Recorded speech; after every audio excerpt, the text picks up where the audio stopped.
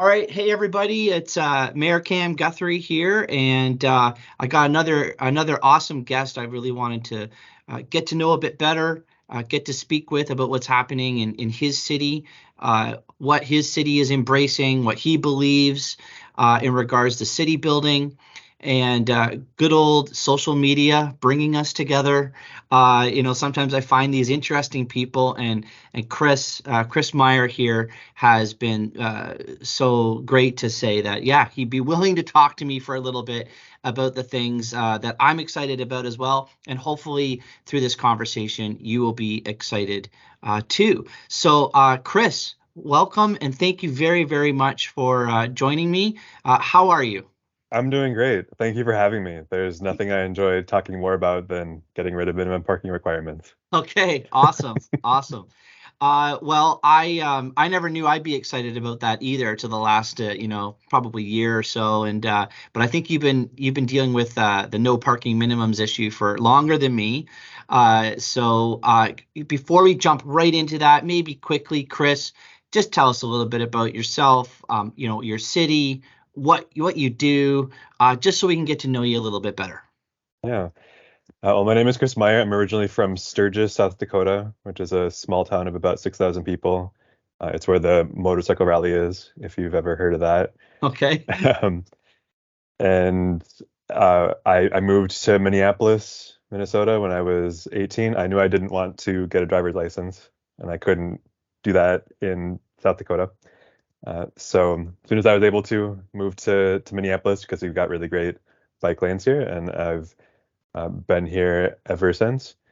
Um, I currently work as the legislative assistant to State Senator Omar Fateh, so he's a Minnesota state senator, and I also sit on the Minneapolis Planning Commission.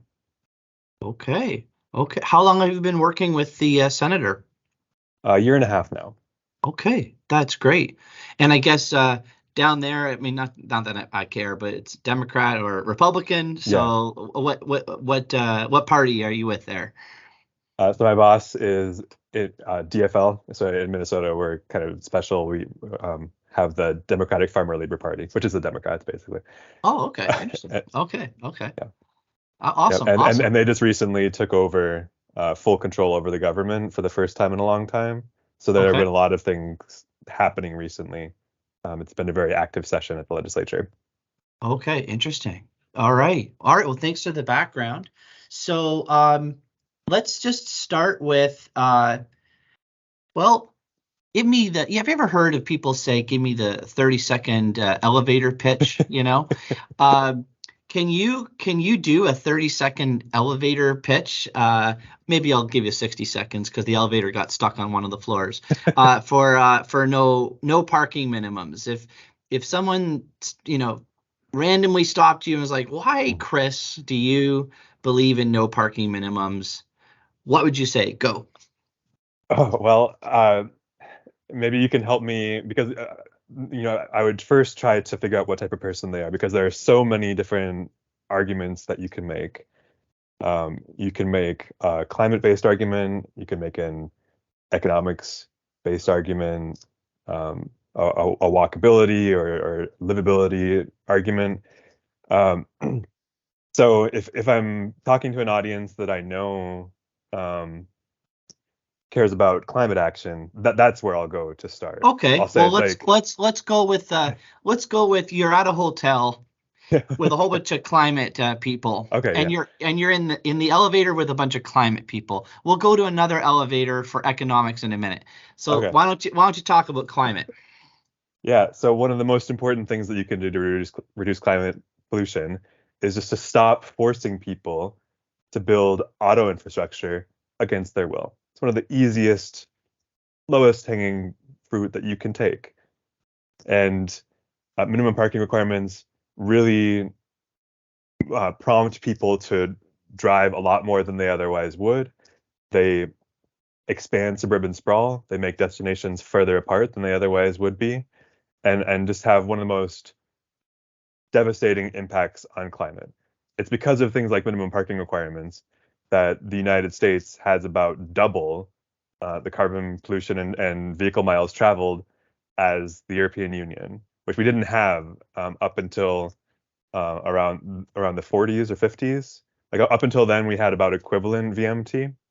It was only after we built the highways and after we established minimum parking requirements that you really saw that change. So if you want to take climate action seriously, you have to do things like get rid of minimum parking requirements. Okay, that was a good climate elevator pitch. Yeah. Let's move to the other elevator then, which is the economic one. Yeah. Why do you think no parking minimums would help with economics? Yeah. So if you want to try to make housing affordable or to help small businesses thrive, you need to stop forcing them to spend lots of extra money. So parking is really expensive. It's a lot more expensive if you build it underground, and even more expensive the closer to water you get.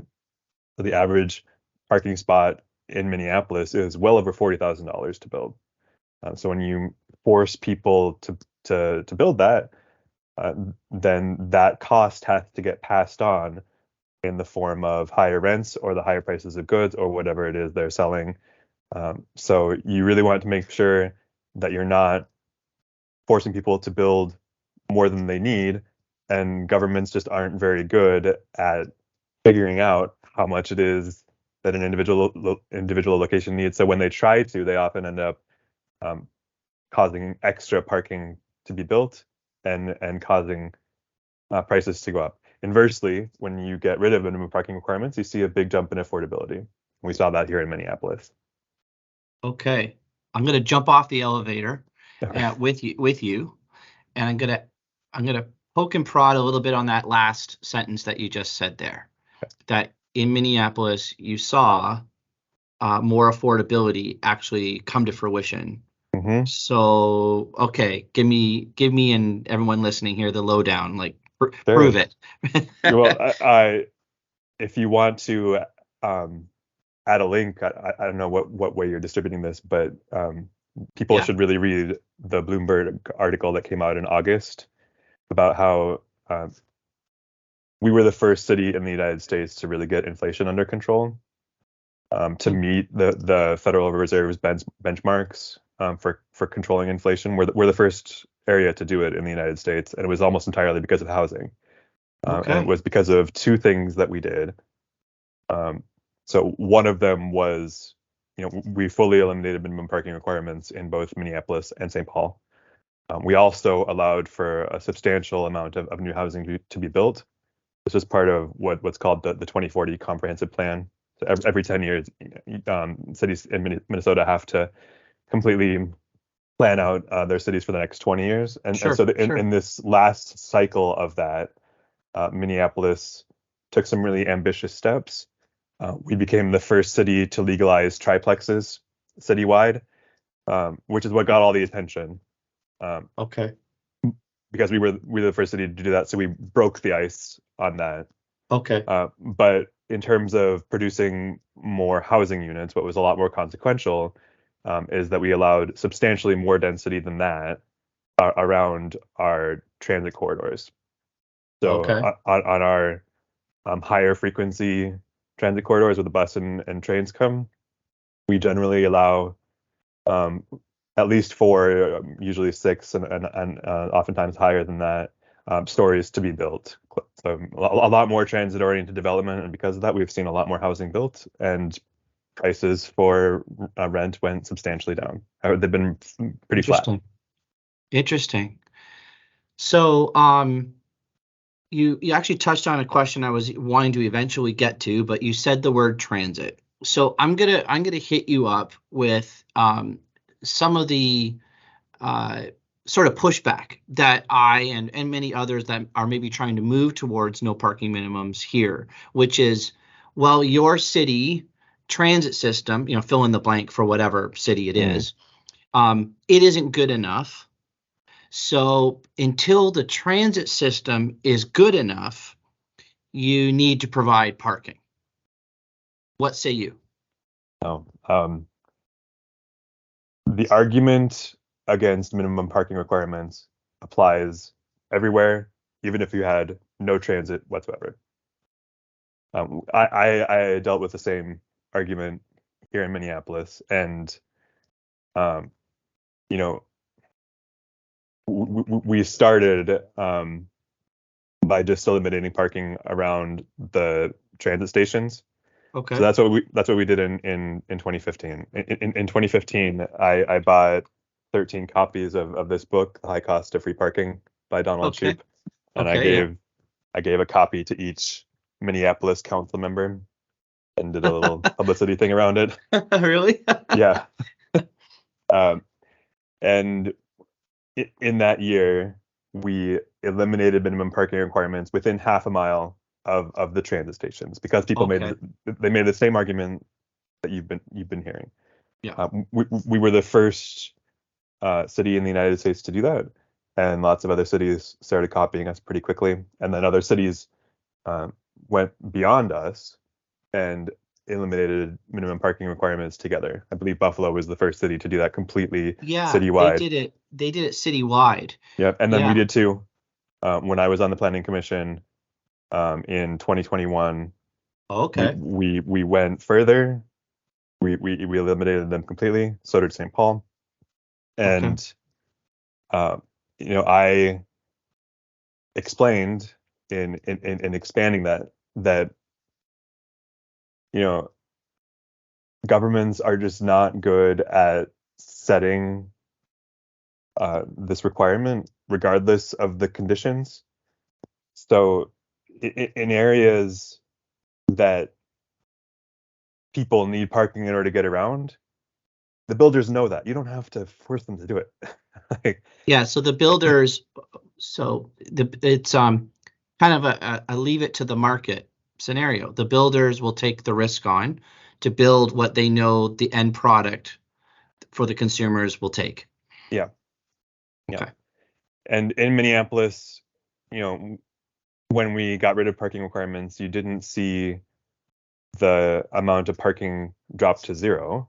Yeah, We have seen about 65% of what was previously required getting built. still being built. And Yeah. yep, and the areas that are further away from transit where more is needed, you see developers choosing on their own to Yep. build more. And that same situation applies, across the country. Like in Yeah. in in my hometown of Sturgis, they've got um, a nice downtown Main Street that was really ruined in large part because it's illegal to rebuild the Main Street as it originally was because you would have too many parking spots between the Yeah. buildings. Um, Yeah.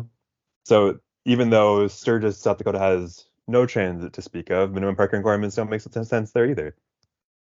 So, okay, you answered that for me. May I just ask then, because I didn't know that you had done this in 2015, specifically around the higher transit corridors or transit stations. Did have you seen then a transit user or ridership actually go up then?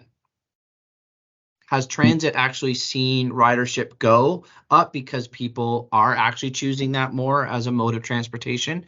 And is there a direct linkage to no parking minimums to actually people choosing that lifestyle to then choose to go on public transit? No, but that's Okay. for different reasons. Okay. Um, Tell us. Across the United States, we have seen structural declines in transit usage ever since 2014, and Okay. that's because of Uber and Lyft. Okay. Okay. Their Interesting. their their Okay. biggest market share is taken away from Okay. transit users. Huh. So um, doing things like eliminating parking requirements helped slow the decline. And then if Yes. Okay. of course, we had the pandemic as well, so we're also using Yeah. that as a That of benchmark. course. But Yeah. but it has definitely helped recover. Like in the university district, we're seeing transit go up a lot faster, recover a lot faster, Okay. where a lot of new housing has been built with Yeah. substantially lower parking than what was required before. And that makes sense because students are the ones who Yeah. often choose not to use it. So eliminating the parking requirements had a bigger impact in the university district than elsewhere. Yeah. So Okay. we do see an impact, but we're up against a But lot of not other overall. forces. Yeah. Yeah. Okay. No, that's interesting answer. About the sharing economy, Uber, Lyft, etc., Mhm. causing that a little bit. Okay, that's an interesting. What's the population of Minneapolis? In the last census, it was about 430,000. That's the city proper. Okay. Okay. And then the metro area for the Twin Cities is over 2 million people. Wow. Wow. Okay. I did not know that it was 2015. I thought this was more recent. So Oh, 2015 was in that transit, sort of high transit areas.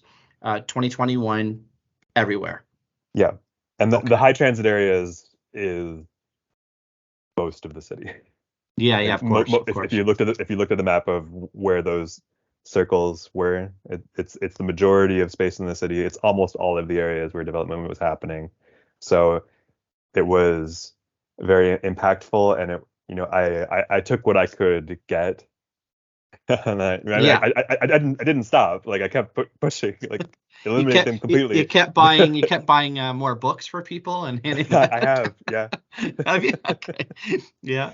yeah, All right. Let me ask this: the senator that you work with. yeah. I didn't know that. Does the senator agree with this philosophy? And He does. is there anything at his level that he's Yeah, trying to do? Or yeah. I'm glad you asked. We're introducing a okay. bill. His bill will completely eliminate minimum parking requirements statewide in Minnesota. He's going to be introducing that in the next legislative session in February. Wow.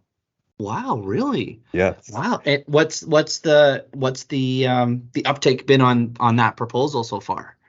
We've had conversations with environmental groups, unions, a lot of different coalition groups. Some of the same people who helped get the public transit bill passed last year are rallying behind him.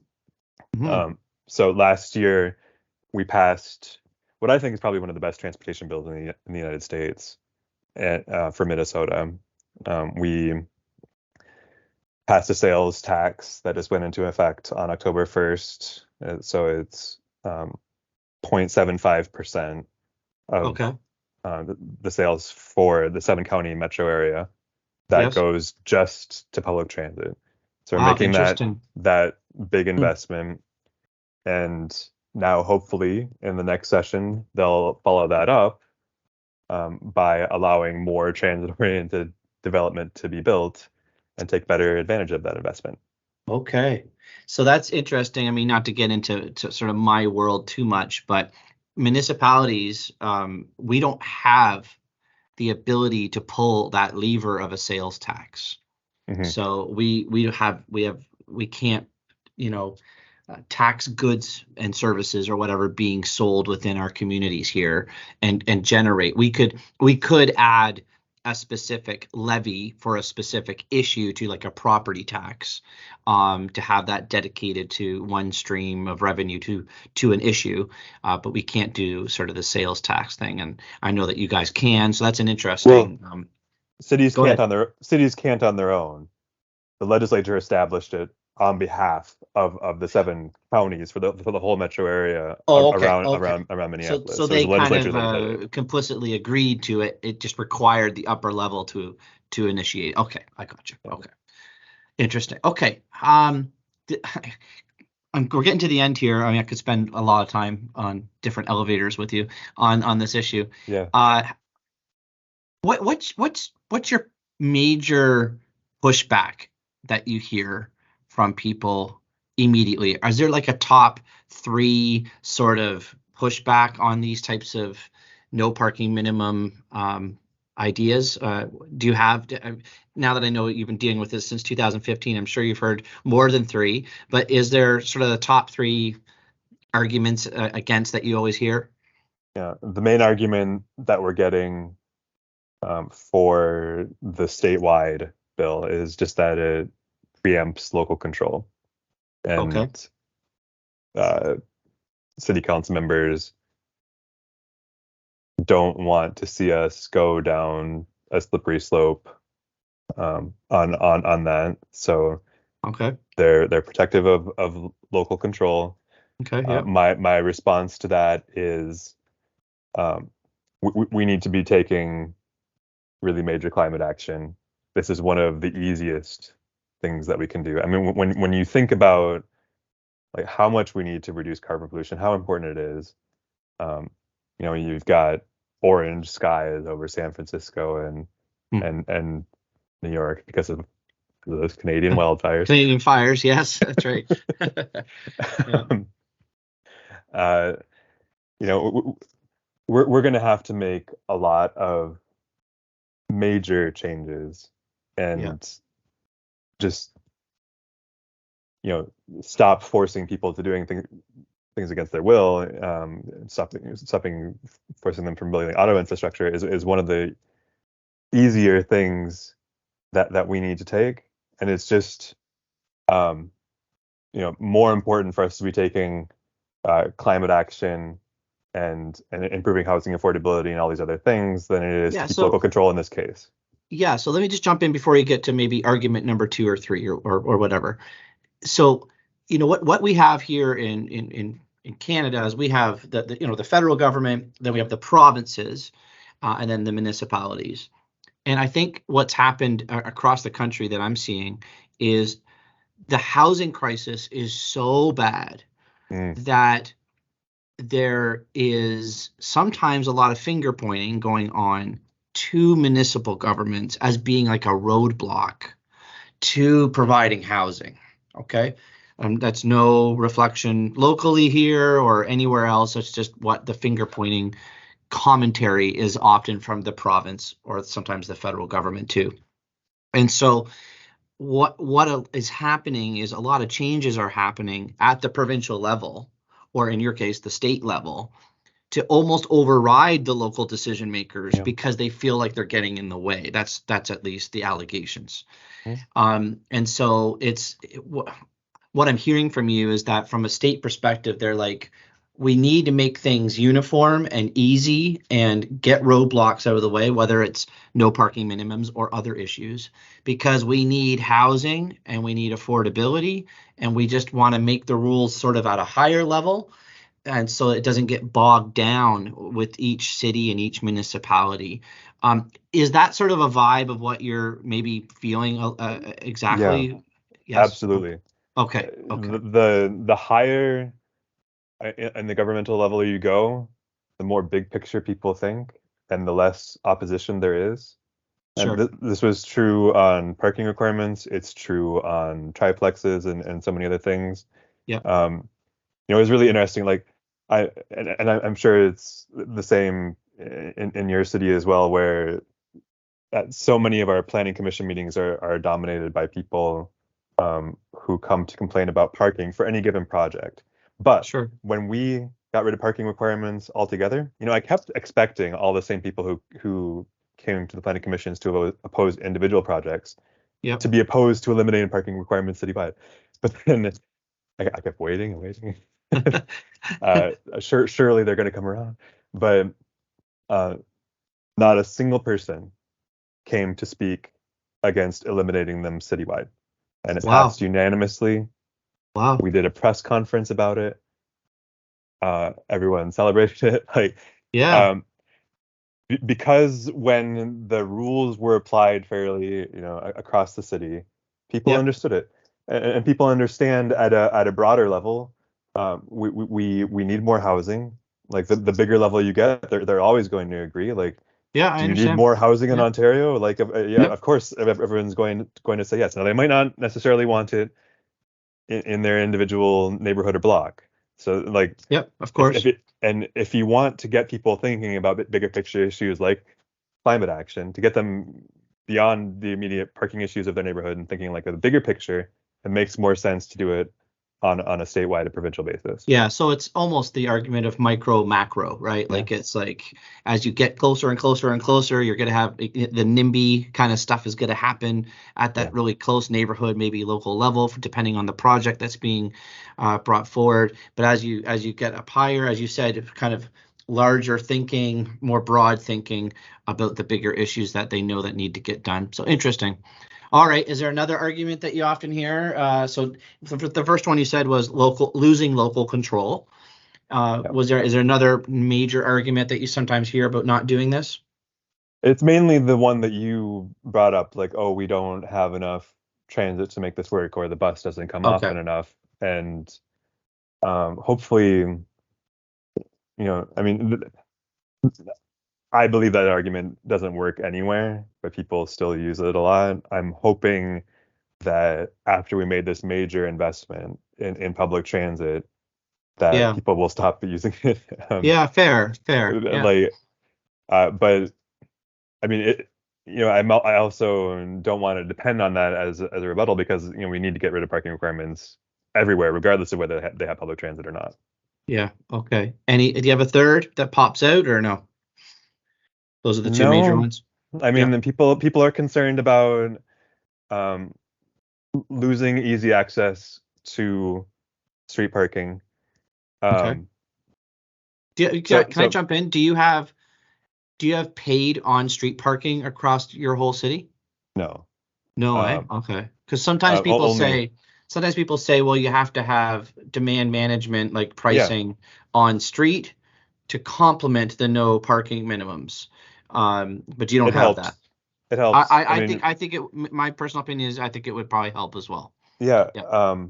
it's not mandatory. So, Okay. it's something that I hope we start doing more, Yeah. because having parking benefit districts where the local area can benefit from the revenue from it, I Yes. think Yes, would that's right. build support a lot more. I agree. Um, I agree. Yeah. Well, and let that can me be for both residential and commercial. But yes. we don't have that system yet, and we haven't had uh, major issues. Okay. Okay. Well, let me get us to the end here. Maybe I'll just quickly tell you what's happening in my city Hmm. for you and the listeners. Um, so I've been pushing for no parking minimums probably pretty hard for the last month because we knew that there was a policy decision coming forward for specifically focused on our downtown core here in the city of Guelph. And staff had actually done quite a lot of work and engagement to try to figure out what a new policy would be. Where we used to have sort of a 1-to-1 ratio, if you're building a unit, you got to have a parking spot. Staff actually suggested sort of a twofold process. So they would reduce down the ratio to 0.85 instead of 1-to-1. But if a developer wanted to not have to provide any, then there would be a cash in lieu system where the developer would pay money to the city to actually sort of get out of having to provide those parking spots.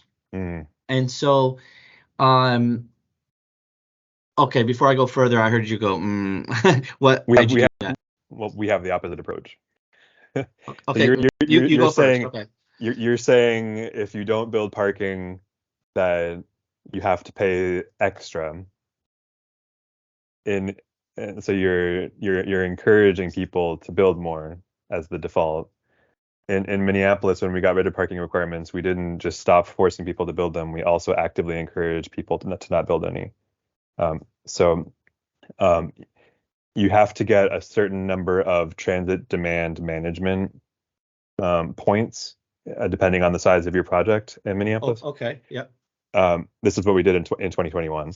Okay. So if you have a large project, you need to get 6 points.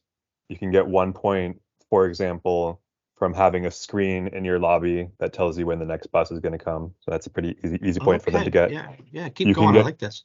you can get all 6 points if you have no parking at all. So we actively encourage them Okay. to build that, and because So the developer would get greater points by actually starting with no parking. They'd be they get all like, the points they need if they have no parking, okay. because they're not contributing any new traffic to the city. So we have a goal of cutting our vehicle miles traveled. We're trying to get a 20% reduction statewide, which Okay. means that the central cities have to do a lot more than that. Yeah. And so we're encouraging the builders to build less parking because we know that it's going to mean less traffic for the Okay. neighborhoods. So interestingly enough, what happened here in Guelph is there was the cash in lieu and to get out of parking that they would have to pay, or they're going to be paying. But then the demand management side was also included in that as well. So like if almost like a negotiation, right, with staff. So the developer could be like, well, I don't want to have all this parking. I can pay to get out of a bunch of it, and on top of paying, I could also, you know, have bicycle parking, or I could try to do transit oriented passes or something like that to try to encourage non automobile usage. Before the vote happened, my position was that when you charge someone to get out of parking, you're actually that could add up to hundreds of thousands of dollars in a development, and that same hundreds of thousands of dollars could instead go towards building more housing units within the same project. Anyways, it was I lost the vote, which is fine. Council, it was a 10-3 vote, me being on one of the three ones to try to go right to no parking minimums.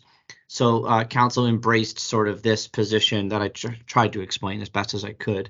However, I was very excited because at the end of that meeting, I did actually get a motion passed unanimously that staff would examine the no parking minimum structure and bring a report back in regards to that within 5 years or sooner. So I think it's a it's a stepped process for some cities, and to try to see what works for each of them and to try to maybe get somewhere. So it's not exactly where I wanted to be, but that unanimous vote there also excited me as well. So you take the little wins sometimes, and that was it for me.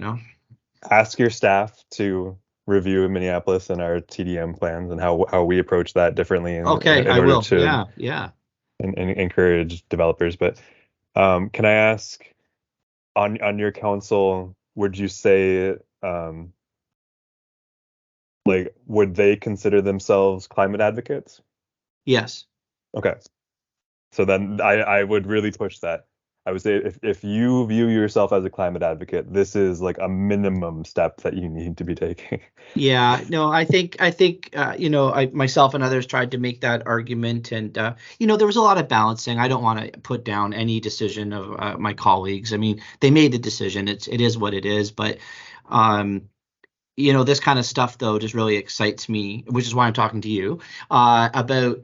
It's not about this conversation, being held only within the city of Guelph, but others that might talk about this and hear this, half an hour, 40-minute conversation now, that can maybe be applied to their own city somewhere else about the nuances of no parking minimums. And I mean, you and I are on the same page on this for sure. But maybe it will spur on other communities to think about this as well. So look, Chris, how can people get a hold of you? I found you on X, which is now called. Can you give us your social media feeds or whatever if someone wants to get a hold of you? Yeah. Well, for now, I'm still on there, although I get frustrated with the changes that keep happening. That you can't Fair you enough. can't see the headlines on the image anymore. Yeah, so you don't know I what just you're noticed clicking that on. too. Yeah, That was terrible. Yeah.